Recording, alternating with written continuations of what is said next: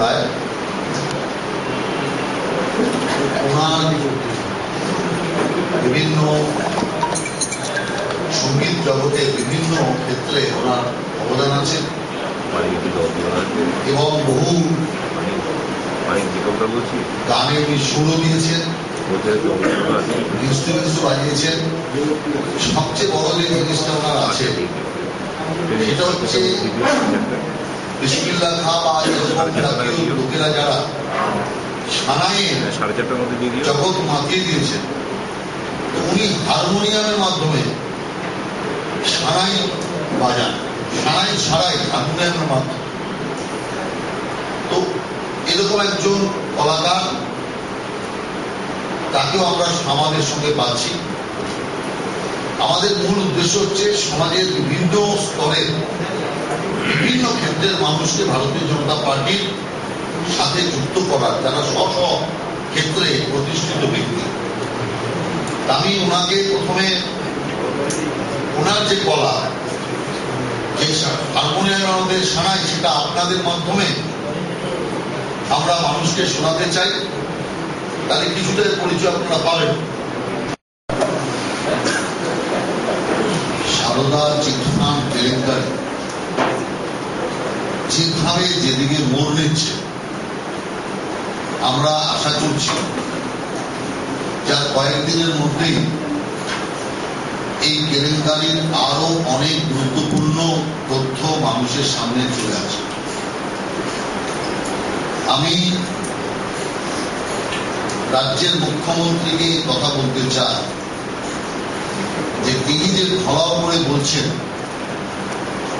BJP বা অন্য দল কিংবা সাংবাদিক মহল তাদের বিরুদ্ধে উৎসাহ ঘটাচ্ছে,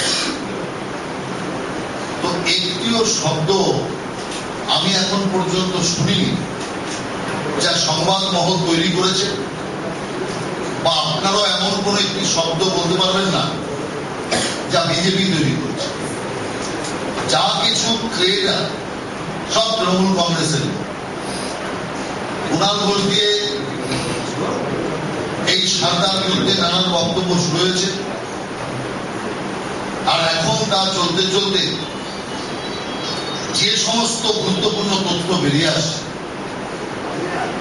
তা সুদীপ্ত সেনের যে ড্রাইভার অরবিন্দ সিং চৌহান, তার যে বিবৃতি, তার বিবৃতি থেকে পরিষ্কার বোঝা যাচ্ছে যে সুদীপ্ত সেনের সাথে পালিয়ে যাওয়ার আগে বৈঠক তাদের হয়েছে। পরিষ্কার ভাবে আসিফ খানের বিবৃতি থেকে এটা বোঝা যাচ্ছে যে এই সমস্ত কথা সত্য।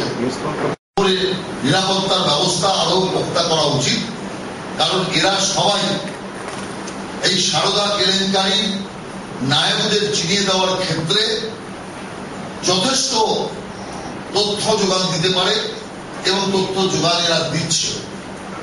অথচ সেই জন্য এদের প্রোটেকশন আরো বেশি দরকার। আমরা এবার পুজোতে বেশ কিছু আমরা স্টল খোলার সিদ্ধান্ত গ্রহণ করেছি। সেই পুজো স্টল খোলার বলার আগেই আমি আপনাদের সবাইকে আমাদের পক্ষ থেকে, রাজ্যের পক্ষ থেকে, আমার পক্ষ থেকে পূজার শুভেচ্ছা এবং অভিনন্দন, নমস্কার জানাচ্ছি। আপনাদের মাধ্যমে জনগণকেও পুজোর শুভেচ্ছা এবং অভিনন্দন জানাচ্ছি। কিন্তু সঙ্গে সঙ্গে একটু আশঙ্কা আমাদের মধ্যেও থাকছে। বহু কর্নার থেকে আমার কাছে ফোন আসছে যে রাজ্যের পুলিশ প্রশাসনের যে বেহাল অবস্থা, তাতে যে কোনো উগ্রপন্থী সংগঠন এই পুজোতে কোনো একটা সুযোগ নিতে পারে, পুজোর সুব্যবস্থাকে অব্যবস্থায় পর্যবসিত করতে পারে। তো রাজ্য সরকার নিজেরা সারদা থেকে বাঁচবে, কি কোর্টের আদেশ থেকে বাঁচবে, না কিসের থেকে বাঁচবে, না পাবলিককে বাঁচাবে? এই প্রশ্ন অনেক বড় বড় লোকেরা আমাকে করেছে এবং তাদের আশঙ্কা আমাদেরকে জানিয়েছে। আমরাও ব্যাপারটাতে একটু চিন্তিত আছি, কারণ যেভাবে দিন প্রতিদিন পুলিশের মনোবল কমছে, নিচু তলায় পুলিশের মনোবল প্রায় জিরোতে এসে গেছে। এই অবস্থাতে কতটা নিরাপদ থাকবে কলকাতা, কতটা নিরাপদ থাকবে রাজ্য এই পুজোর মধ্যে, এটা নিয়ে আমাদের মধ্যে একটা সংশয় আছে। এই সরকার চলবে কিনা এটা একটা বড় প্রশ্ন চিহ্ন আছে। 2016 পর্যন্ত এই সরকারও যাবে কিনা সন্দেহ আছে। জয়ললিতা সরকার দুর্নীতির জন্য জয়ললিতাকে সরতে হবে। আমাদের বাংলার জয়ললিতার কি হবে সেটা একটা বড় প্রশ্ন ছিল। সেজন্য আমার ভীষণভাবে মনে হচ্ছে এই সরকার একদিকে নয়,